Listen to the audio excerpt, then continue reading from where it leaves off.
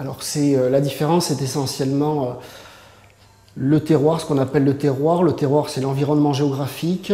Ce sont des vignobles soit exposés en coteaux, les températures qu'il va y faire.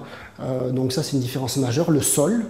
Ça, tout cet ensemble-là, ça s'appelle le terroir. C'est ce qu'on revendique en France par rapport à pas mal de vins internationaux où on dit qu'ils n'ont pas de terroir. Alors après, c'est une polémique où je n'entrerai pas dedans.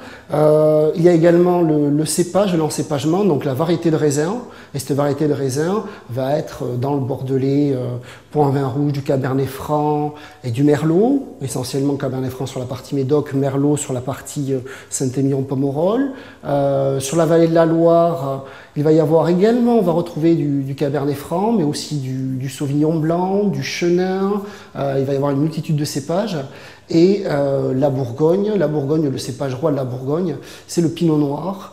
Le Pinot Noir qui s'adapte très bien au climat relativement froid, puisque la Bourgogne fait pas tout le temps chaud. Donc c'est un cépage qui trouve pleinement tout son potentiel dans tous les terroirs de Bourgogne, avec finesse.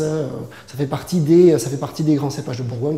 D'ailleurs, c'est le seul cépage, mis à part le Gamay, mais ça c'est la partie Beaujolais, qu'il emploie. Ils ont bien saisi cette notion-là. Donc c'est vraiment l'adéquation d'un cépage et d'un terroir par rapport à une situation géographique donnée.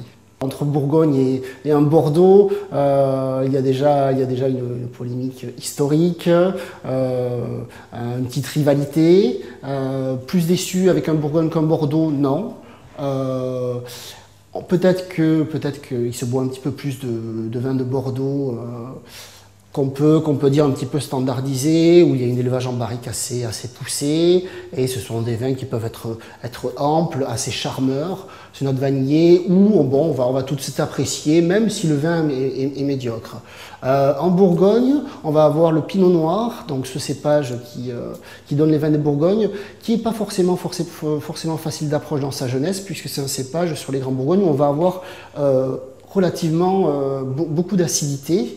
Et cette acidité-là fait que le vin vieillir et que c'est un grand vin de Bourgogne. Mais ce n'est pas forcément d'approche toujours facile pour un consommateur non averti, même s'il y a des Bourgognes en appellation générique qui se goûtent sur le fruit tout à fait de manière plaisante.